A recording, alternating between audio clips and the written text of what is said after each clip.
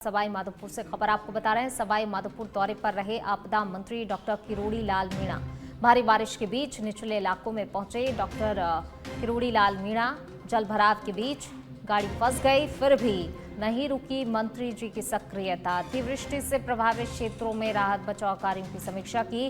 भारी बारिश और जल भराव के बीच भी मंत्री ने निचले इलाकों का मौका मुआयना किया, निरीक्षण किया। राहत बचाव दलों को दिए तेजी से कार्रवाई के निर्देश। वहीं अतिवृष्टि के बीच भी मंत्री का मैदान में डटे रहना मिसाल बना है। स्थानीय प्रशासन को दिए तत्काल मदद के निर्देश।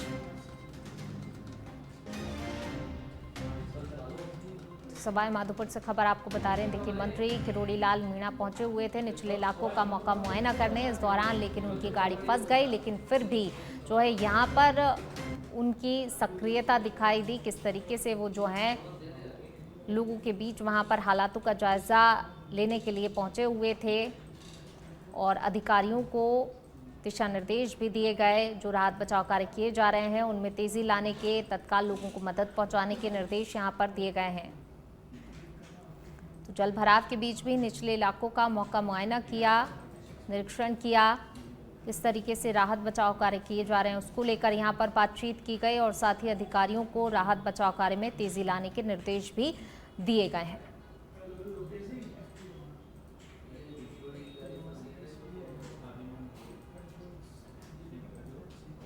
तो तस्वीरें आपको दिखा रहे हैं। देखिए, कई जगह जो है जल भराव की स्थिति बनी हुई है। लोगों का जनजीवन अस्त व्यस्त हुआ है। लोग जो हैं काफ़ी ज़्यादा परेशान हो रहे हैं। इन्हीं हालातों का जायजा लेने के लिए मंत्री किरोड़ी लाल मीणा निचले इलाकों का मौका मुआयना करने के लिए पहुंचे हुए थे, जहां इस प्रकार की स्थितियां हैं। हालात बहुत ख़राब हैं और ऐसे में लोगों के लिए राहत बचाव कार्य किए जा रहे हैं, लेकिन उनमें तेज़ी लाई जाए, ये अधिकारियों को कहा गया। तत्काल ही लोगों को मदद मुहैया कराया जाए, ये भी मंत्री किरोड़ी लाल मीणा ने अधिकारियों को निर्देशित किया है।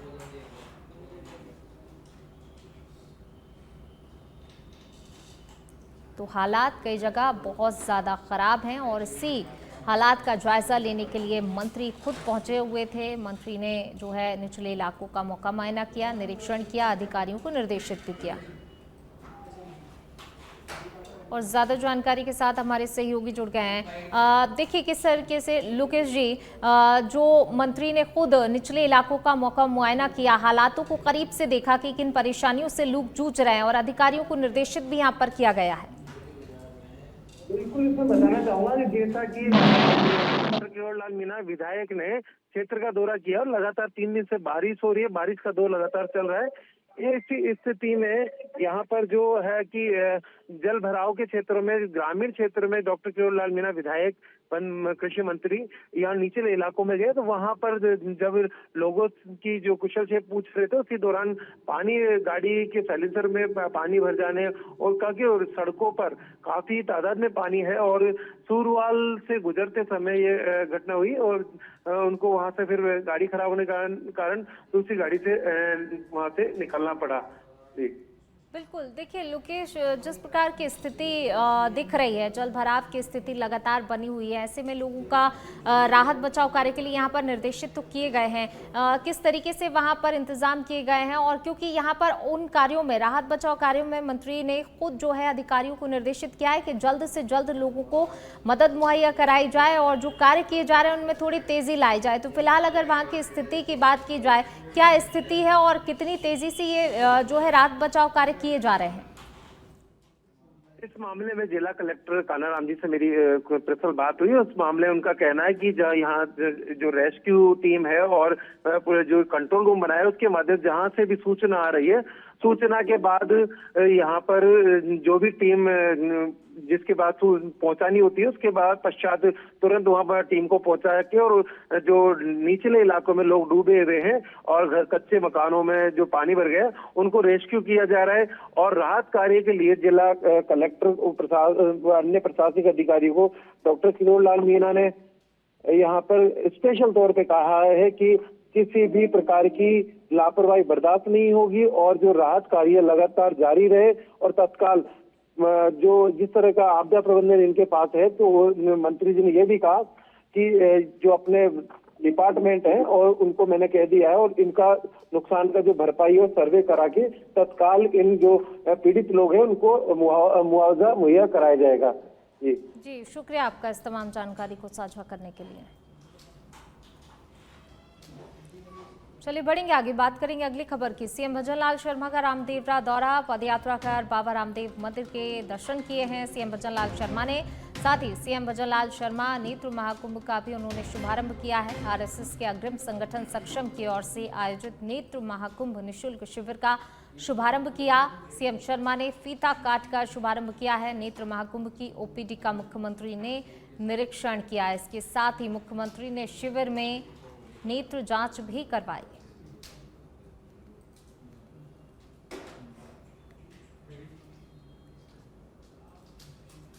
चलिए बढ़ेंगे आगे, बात करेंगे कोटा की, जहां लगातार बारिश के चलते जवाहर सागर बांध से पानी की निकासी लगातार जारी है और इसी के तहत कोटा बैराज के 3 गेट खोलकर करीब 36,000 क्यूसेक पानी चंबल नदी में छोड़ा जा रहा है। स्थिति को देखते हुए चंबल नदी से सटे निचले इलाकों को प्रशासन ने अलर्ट मोड पर रखा है। बैराज अधिकारियों ने जानकारी दी कि यदि जल स्तर में और भी वृद्धि होती है तो और गेट भी खोले जा सकते हैं। इस कारण आसपास की निचली बस्तियों में सतर्कता बढ़ा दी गई है। तो वहीं निवासियों ने नगर निगम के उन दावों की पोल खोलकर रख दी है जिनमें बारिश से पहले नालों की सफाई का दावा किया गया था। दौर जारी है और मौसम विभाग के द्वारा रेड अलर्ट जारी किया गया है। कोटा में 12 बजे जवाहर सागर के गेट खोलकर पानी की निकासी की जा रही है। वहीं कोटा बैराज के अभी 3 गेट खोले जा चुके हैं। 28,000 क्यूसेक पानी की निकासी की जा रही है। जो कोटा बैराज के अय्यन हैं उन्होंने जानकारी दी है कि अगर जरूरत पड़ी तो और भी गेट खोले जाएंगे और लाखों क्यूसेक पानी की निकासी की जाएगी। वहीं पर जो चंबल नदी से सटे हुए इलाके हैं उनको अलर्ट पर रखा है प्रशासन ने और नेहरू कॉलोनी, हरिजन बस्ती, दोस्तपुरा, ब्रजेशपुरा, इनको अलर्ट पर रखा गया है। अभी इस समय हम कोटा शहर के नेहरू कॉलोनी में हैं। यहाँ पर एक नाला है, जब भी यहाँ पर लाखों क्यूसेक पानी छोड़ा जाता है या बारिश ज्यादा होती है तब नाला उफान पर आ जाता है और यहाँ पर जल भराव जैसी स्थिति पैदा हो जाती है। कुछ स्थानीय निवासी भी हमारे साथ में हैं, वार्ड पार्षद हमारे साथ में हैं। हम इनसे बात कर लेते हैं कि किस तरह की समस्या इनको यहाँ पर आती है। जी, जब भी यहाँ पर बाढ़ जैसे हालात बनते हैं तो किस तरह की आप लोगों को समस्याएं आती हैं? जब भी बारिश तेज हो या आगे पानी ज़्यादा हो और जब भी बैराज से पानी छोड़ा जाता है तो इसमें एक नाले के ज़रिए से इस बस्ती में जल भराव हो जाता है, जिसमें करीब 10 से 15 फीट मकान डूब जाते हैं। यहाँ के जो निवासी हैं उनको यहाँ से दूसरी जगह शिफ्ट करना पड़ता है, उनको मकान खाली कराने पड़ते हैं। अभी जिस तरह से प्रशासन ने निचली बस्तियों को अलर्ट पर रखा है, आपको किसी तरह की कोई सूचना दी गई है बाढ़ नियंत्रण प्रकोष्ठ की तरफ से? अभी हमें प्रशासन की तरफ से किसी तरह की कोई सूचना दी नहीं गई है, ना बस्ती में बताया गया है। हमें आपके माध्यम से पता लगा है कि अभी इतना 28,000 पानी छोड़ा जा रहा है, लेकिन हमें किसी तरफ से कोई सूचना नहीं दी गई है। क्या इस मानसून में अभी तक यहाँ पर जल भराव जैसी स्थिति पैदा हुई है? नहीं, अभी तो नहीं हो रहा। अभी तो कुछ भी पानी नहीं आया यहाँ पे, अभी तो सब सामान्य है। प्रशासन के द्वारा किस तरह की व्यवस्थाएं की जाती हैं आप लोगों के? प्रशासन द्वारा बस जब भी यहाँ बस्ती में जल भराव होता है तो स्कूल खुलवा दिए जाते हैं, तो यहाँ के जो निवासी हैं जो अपना सामान को और जो भी व्यवस्था होती है वो स्कूल में जाके शिफ्ट हो जाते हैं और उनको जो प्रशासन द्वारा जो छोटा मोटा जो भोजन वगैरह की व्यवस्था की जाती है, बाकी तो कुछ नहीं। आपके पास में ये जो नाला है, कितने समय से ये नाला बह रहा है और पहले कितना फीट था और अभी कितना फुट रह गया है? ये नाला तो मैडम पहले काफ़ी पुराना है, पहले कच्चा था, फिर ये थोड़ा पक्का बना।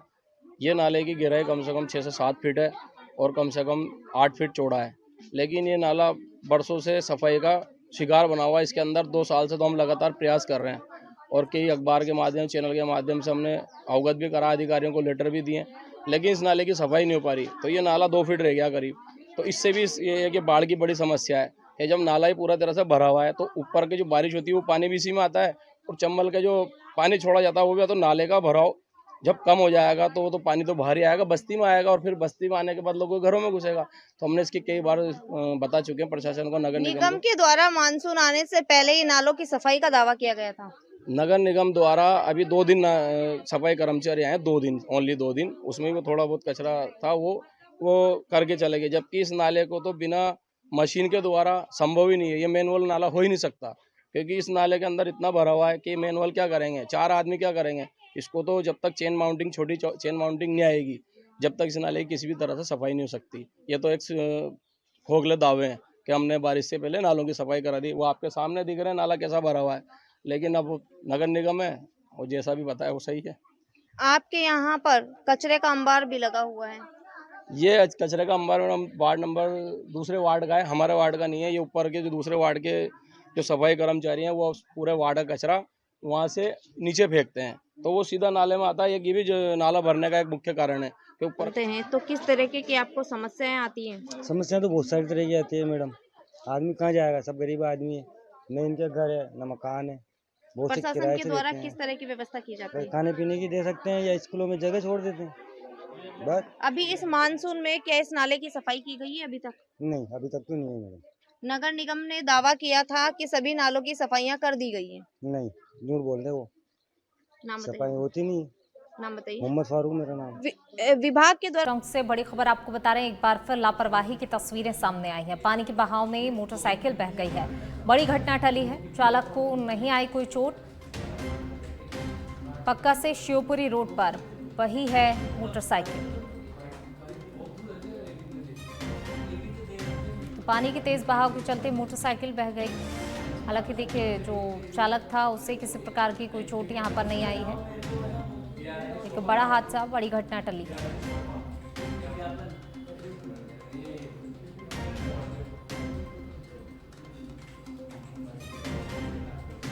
चलिए बढ़ेंगे आगे, बात अगली खबर की करते हैं। सुजानगढ़ के वार्ड नंबर 49 भूतजुलाई बास के लोग बड़ी संख्या में नगर परिषद पहुंचे और जल भराव की समस्या को लेकर सभापति नीलोफर गौरी का घेराव किया। क्षेत्र की महिलाओं ने सभापति की खरी खोटी सुनाते हुए कहा कि हर बार बरसात के बाद उनकी गलियों और घरों में पानी भर जाता है, जिससे उनके कच्चे स्कूल जो है बच्चे स्कूल नहीं जा पाते हैं और ये पानी लंबे समय तक भी नहीं निकलता है, जिससे कि उनके क्षेत्र में बीमारियां फैलने का डर बना हुआ है। नेता प्रतिपक्ष जयश्री दाधीच ने कहा कि चापटिया तलाई में छोड़े जाने वाले नालों की संख्या लगातार बढ़ती जा रही है और यहां से पानी को आगे निकालने वाली लाइन की क्षमता कम है। हम वार्ड नंबर 49 से हैं। हमारे 15 वार्डों का पानी का जल भराव हमारे तलाई क्षेत्र में आता है। उससे सर आज 4 दिन हो गए बरसात को बंद हुए, पहली बरसात को अभी तक हमारे घरों के आगे से पानी नहीं गया। 2-2 फुट घरों के आगे पानी भरा, उससे मक्खी मच्छर जितने भी वो जानवर है उसकी वजह से बच्चों की हर साल तो डेंगू होता है सर, और घरों में पानी बढ़ जाता है और गंदा हर साल उस पानी को हम निकालते हैं। आज भी रात को सर 3 बजे उठी हूँ, जबकि यहाँ आए हैं ना तब तक उस पानी की निकासी में लगे हुए हैं। देखो मैं आपको बताना चाहती हूँ, जिस तरह से पूरे देश और पूरे राजस्थान में जिस तरह से बारिश का समय है, मानसून का समय, और लगातार बारिश हो रही है, और नगर परिषद द्वारा जिस तरह से सबसे पहले मैं आपको बताती हूँ चापटिया तलाई की जो 4 दीवारी और उसके पानी निकासी, जो पानी खुदाई का काम नगर परिषद द्वारा कराया गया था, और जिस तरह से लगातार बारिश होने की वजह से कुछ निचले इलाकों में गलियों में पानी का भराव होता है, तो हमने वहाँ मोटर पंप भी लगा रखे हैं और पीटीओ के माध्यम से भी पानी की निकासी की जा रही है। ये जल भराव की जो अत्यधिक समस्या अभी हो रही है चापटिया तलाई के आसपास पूरी तरह से, क्योंकि 15 वार्डों का लगभग पानी वहां पर एकत्रित हो रहा है और निकासी की व्यवस्था सही नहीं है, और इसीलिए आज यही निवेदन लेकर पूरे वार्डवासी जो है, क्योंकि आक्रोशित हो गए हैं, घरों में पानी घुस गया है, बच्चे बीमार हो रहे हैं और जल निकासी की भी उचित व्यवस्था नहीं होती।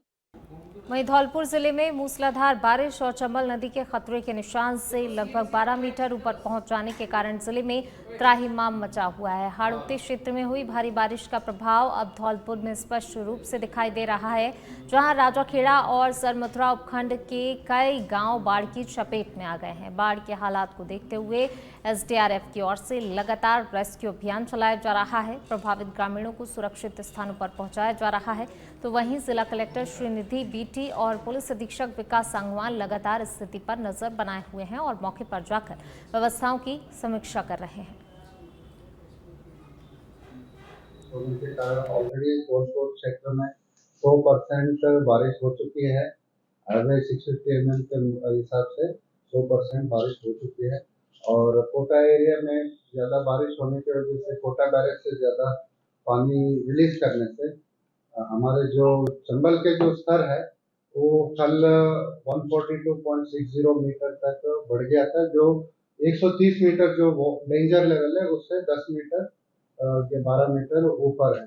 तो इसको देखते हुए हमने पहले एसडीआरएफ टीम को एक्स्ट्रा एसडीआरएफ टीम को भरतपुर से बुला लिया था और साथ ही एनडीआरएफ टीम भी कल परसों ही वो आ चुके थे।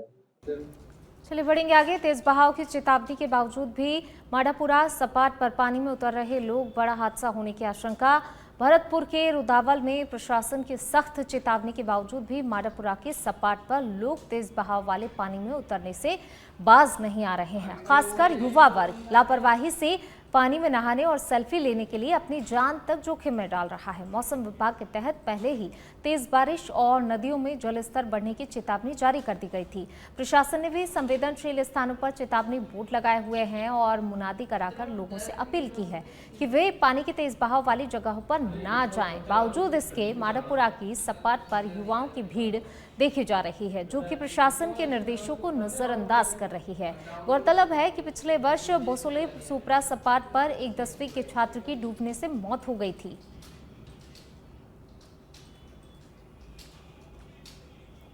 बारां के अंता क्षेत्र में पिछले 4 दिनों से लगातार हो रही भारी बारिश ने जनजीवन को पूरी तरह से अस्त व्यस्त कर दिया है। लगातार बारिश के चलते कच्चे मकानों के गिरने का सिलसिला भी शुरू हो चुका है, जिससे लोगों में भय का माहौल बना हुआ है। ततुरिया गांव में एक कच्चा मकान बारिश के चलते अचानक से धराशायी हो गया।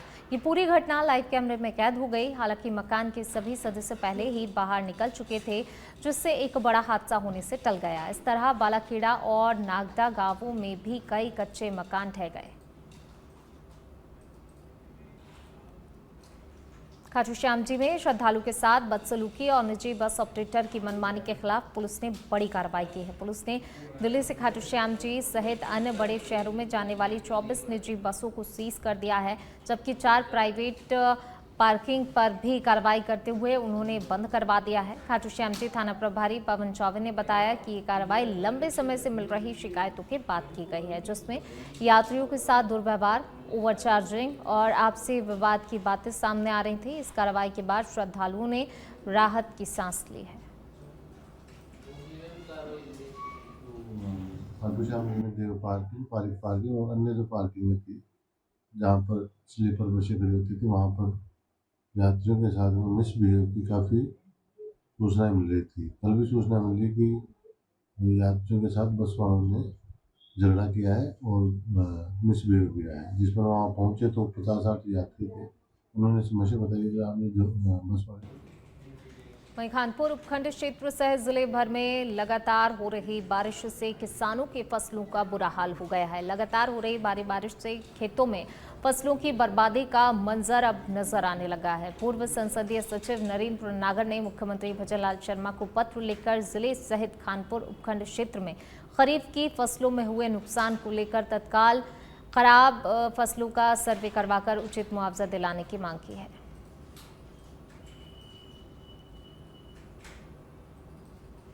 इस बार मैं देख रहा हूँ शुरू से ही कि गर्मी में बरसात हुई और जो मानसून की प्रिय बरसात जो होती है वो इस बार नहीं होगी, मानसून की बरसात हुई।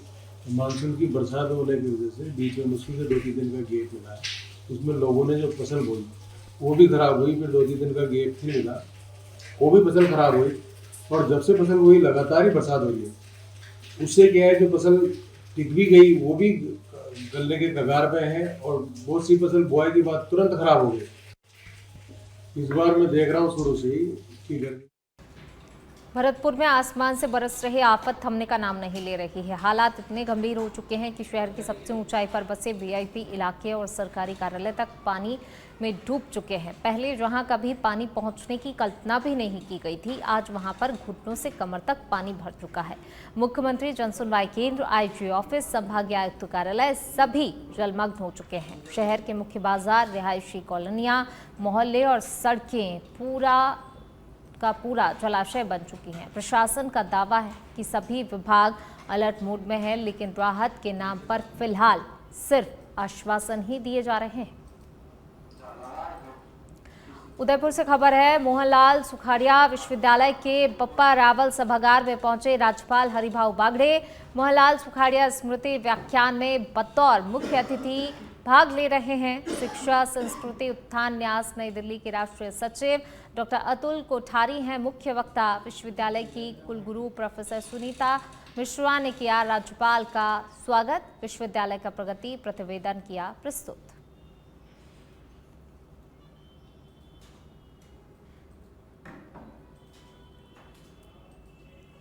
अलवर शहर के एनईपी थाना क्षेत्र स्थित 200 फीट रोड पर गुरुवार को एक बड़ा हादसा होते होते टल गया, जब सड़क किनारे अचानक से मिट्टी धंसने से एक विशाल गड्ढा बन गया। घटना की जानकारी मिलते ही नगर निगम पुलिस और प्रशासनिक अधिकारी मौके पर पहुंचे और तुरंत ही क्षेत्र को घेरकर सावधान बोर्ड लगाए गए। नगर निगम के कनिष्ठ अभियंता मोहम्मद मुस्तफा ने बताया कि घटना के पीछे सीवरेज लाइन के क्षतिग्रस्त होने और लगातार हो रही तेज बारिश को जिम्मेदार माना जा रहा है। नमी और प्रेशर के चलते मिट्टी कमजोर पड़ी, जिससे सड़क धंस गई। स्थानीय निवासी राम अवतार ने विभागीय लापरवाही को जिम्मेदार ठहराया और कहा, समय रहते कार्रवाई नहीं होती तो कोई बड़ा हादसा हो सकता था। रठवाल है जी। तो यहाँ पे क्या घटना हुई? घटना ये है कि ये सीवरेज लाइन डली हुई है, तो पूरा शहर का सीवरेज जो है वो यहाँ से 11 बांध के अंदर जाता है, ट्रीटमेंट प्लांट के अंदर। उसके अंदर लोकल बॉडी ने जो यहाँ के आसपास के जो लोग हैं उन्होंने यहाँ पे नाला बना के और उसके अंदर नाला कनेक्ट किया है। नाले का मुंह प्रॉपर इसके अंदर लगा नहीं है, इसके साइड में पन्नी वगैरह जो चौक होके और वो पानी साइड में फैलता रहा, इस वजह से वो लाइन है जो पूरी डैमेज